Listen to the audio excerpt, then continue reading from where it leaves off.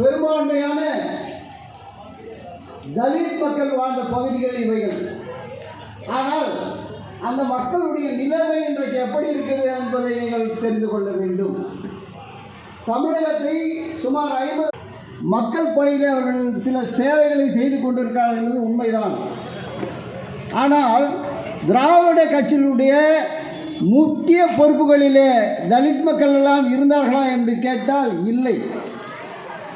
இப்போது அவர்களெல்லாம் எப்படி வந்தார்கள் என்று சொன்னால், பூவை மூர்த்தியார் என்ற ஒரு மாபெரும் இருந்தார், அவருக்கு பின்னாலே தலித் மக்கள் ஒன்று இணைந்து விடுவார்கள் என்பதை மட்டுமல்ல, இந்த மக்களின் உரிமைக்காக, இந்த மக்களுடைய தேவைகளுக்காக ஏன் கட்சிகளெல்லாம் நீங்கள், அது மட்டுமல்ல, சென்னையில் சகோதரர் ரஞ்சித் அவர்கள் சொன்னது போல, இங்கே தொழில் பிரச்சனையாக இருந்தாலும் சரி, கம்பெனி பிரச்சனையாக இருந்தாலும் சரி, வீட்டு பிரச்சனையாக இருந்தாலும் சரி, வீட்டை காலி பண்ணுகின்ற பிரச்சனையாக இருந்தாலும் சரி, அந்த மக்கள் பாதிக்கப்படுகின்ற மக்களுக்கு ஆதரவு யாரும் இருக்காது.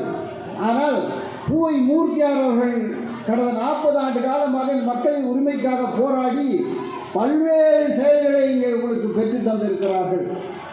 அதற்கு பிறகுதான் புரட்சி பாரதம் என்ற கட்சியை ஆரம்பித்து இந்த மக்களுக்கு அரசியல் அதிகாரம் மிக முக்கியம் என்பதை உணர்ந்து செயல்பட்டு கொண்டு வந்தார்கள்.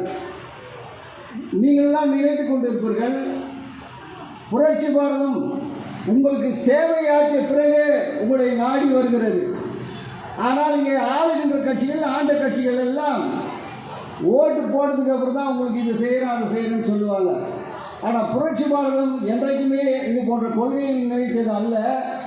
எந்த சூழ்நிலைகளில் இருந்தாலும், எந்த இடத்தில் இருந்தாலும் உங்களுக்கு ஒரு பாதிப்பு என்று சொன்னால் முதன்மையாக உங்களிடத்தில் வந்து நிற்கின்ற கட்சி.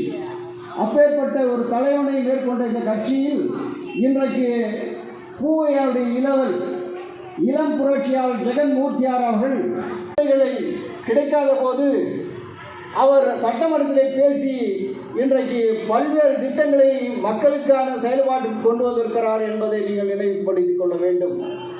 ஆகவே புரட்சி பாரதம் கட்சி என்பது சோர்ந்து போகின்ற கட்சி அல்ல, லட்சக்கணக்கான இளைஞர்களை உள்ளடக்கிய ஒரு கட்சி. இந்த கட்சியை வளர்த்தெடுப்பதற்கும் உங்களுடைய ஆதரவு எங்களுக்கு நிச்சயமாக தேவை. ஆகவே அன்பு தம்பி ரஞ்சித் அவர்கள் உங்களிடத்தில் சொன்னது போல, அவர்கள் பணியாற்றுவதற்கு உங்களுடைய பக்க துணை உறுதுணையாக இருந்தால் இன்னும் பல்வேறு நிலைகளிலே